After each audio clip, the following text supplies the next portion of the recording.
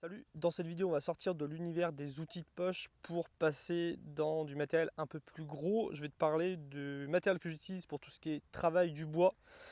C'est pas des outils de poche mais ça reste du matériel pour la mobilité. Donc c'est du matériel qui va tenir dans un sac à dos, qui peut tenir dans le coffre d'une voiture. Moi je vis en fourgon aménagé, donc c'est du matériel qui répond à tous mes besoins tout en étant assez compact. C'est du matériel qui va me servir pour l'aménagement d'un campement par exemple, mais surtout pour le travail du bois, pour alimenter un feu. En ce moment, je suis en train de vivre pendant quelques semaines dans une tente en coton, donc j'ai besoin de faire du bois pour me chauffer le matin et le soir avec un poêle à bois. Donc c'est vraiment du matériel que j'utilise et qui me sert à travailler pendant plusieurs heures voilà, par semaine. C'est du matériel fiable.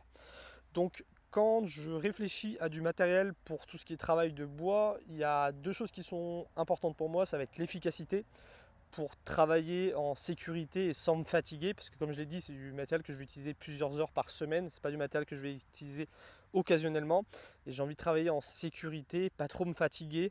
C'est important d'utiliser les bons outils pour ça. Et la deuxième chose, ça va être la discrétion. Par exemple, je vais préférer une scie pour débiter du bois plutôt qu'une hache. La hache va faire beaucoup de bois, on va être beaucoup plus repérable. Voilà, moi je suis nomade, je vis en fourgon aménagé, je passe du temps aussi dans une tente.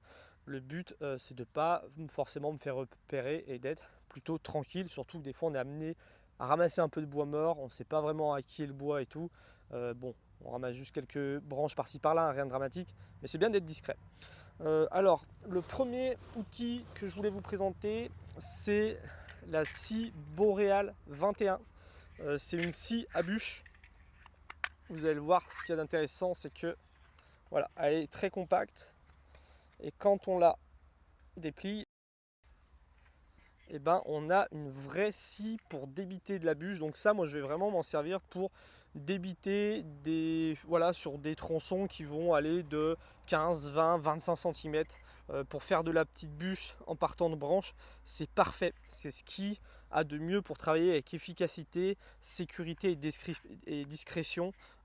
Elle marche très très bien tout en étant un objet compact. C'est solide, il y a une bonne prise en main. La lame qu'on reçoit avec coupe vraiment très bien. Donc rien à redire sur cette scie, c'est vraiment un très bon achat. Et puis voilà, en quelques secondes, on vient la replier. Et ça, pour ranger dans un sac à dos, pour ranger dans le coffre d'une voiture, pour ranger dans un fourgon aménagé, ça prend vraiment pas de place.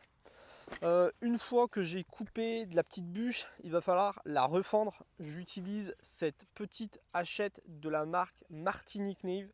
Martini, c'est une marque qui n'est pas trop connue en France. Il y a peu de vidéos sur YouTube sur cette marque, alors que vraiment ils font de l'excellent matos. Pour moi, c'est un petit peu le Mora version traditionnelle, parce que les couteaux ont des magnifiques manches en bois, ils ont des magnifiques formes, ils ont des étuis en cuir. Là on voit par exemple cette petite hachette avec manche en bois, le petit étui en cuir qui va bien.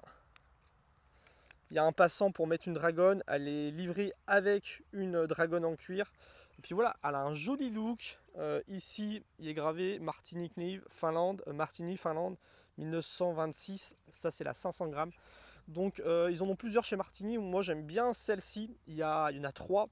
Celle-là, c'est un bon compromis entre légèreté et efficacité. Elle va très bien pour fendre de la bûche comme moi je fends. Et puis si on veut travailler plus rapproché pour venir, je sais pas, tailler des piquets, tailler des sardines, ce genre de choses, on a une bonne prise en main aussi. Et en plus de ça, bah, on a la petite partie marteau sur le côté. Voilà, on vient de tailler des sardines, on veut les planter. Moi j'aime bien aussi quand il y a la partie marteau, c'est quand tu poses une bûche par terre, tu mets un petit coup, elle tire mieux. Ensuite tu peux fendre. Donc voilà, cette petite hachette de chez Martini qui va vraiment très très bien. Moi, elle me sert surtout à faire de la refente. Pour la refendre, je vais préférer une petite hachette qui a un couteau de camp pour le bâtonnage.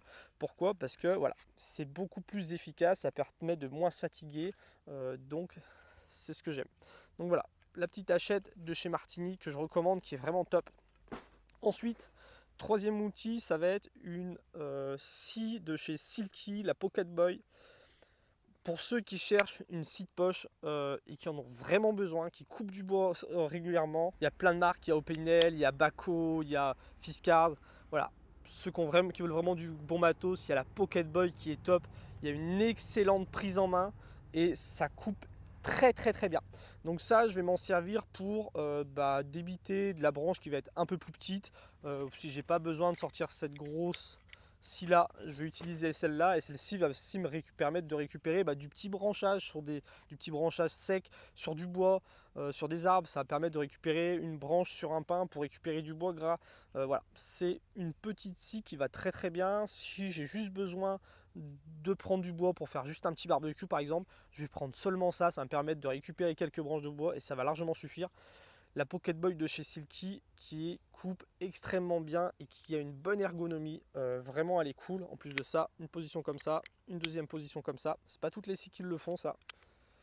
Donc, c'est mon troisième outil.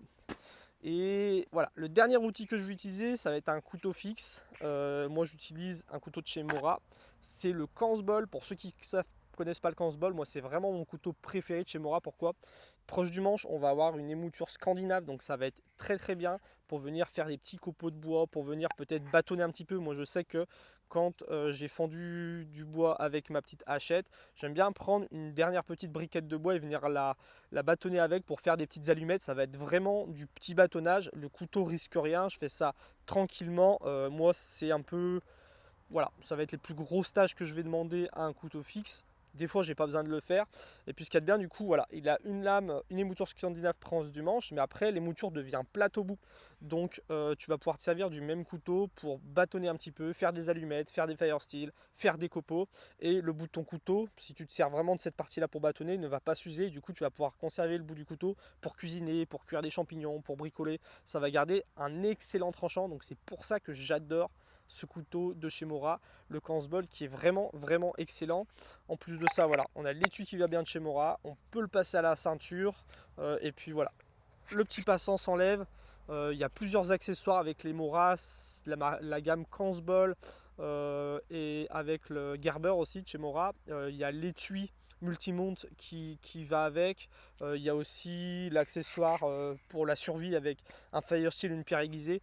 Donc il y a tout un univers autour de ce couteau, c'est pour ça que je l'aime beaucoup. On va parler de sécurité aussi forcément. La paire de gants en cuir, une paire de gants en cuir comme ça coûte quelques euros dans les magasins de bricolage. Ça suffit pour se protéger. Voilà, ça va éviter de se griffer, de se blesser, de se couper un peu avec la scie. Moi, c'est ce que j'utilise. C'est bien. En plus, après, quand on passe à faire du... On va mettre un petit peu les bûches dans le feu et tout, ça évite de se salir les mains. Ça va éviter de se brûler avec une braise, des gants en cuir. Et puis, pour tout ce qui est travail de refente, bâtonnage et tout, là, on va faire des copeaux. Là, il risque d'avoir des trucs qui giclent. Une petite paire de lunettes, ça coûte 3 euros. Si ça peut éviter de se crever un œil, c'est toujours bon à prendre. Donc voilà un petit peu le matériel que j'utilise, qui reste compact, mobile, qui va me permettre de travailler avec efficacité, avec sécurité et avec discrétion, pour faire du bois, pour un campement, pour alimenter un feu. Comme là par exemple, je vais devoir alimenter mon feu pendant plusieurs semaines, donc ça va servir. C'était mon partage dans ce domaine un petit peu bushcraft. J'espère que ça vous aura plu. Je mets les liens dans la description pour que vous puissiez retrouver les articles facilement sur internet. N'hésitez pas à me dire dans les commentaires ce que vous utilisez. Je vous dis à très bientôt pour la prochaine vidéo. Salut!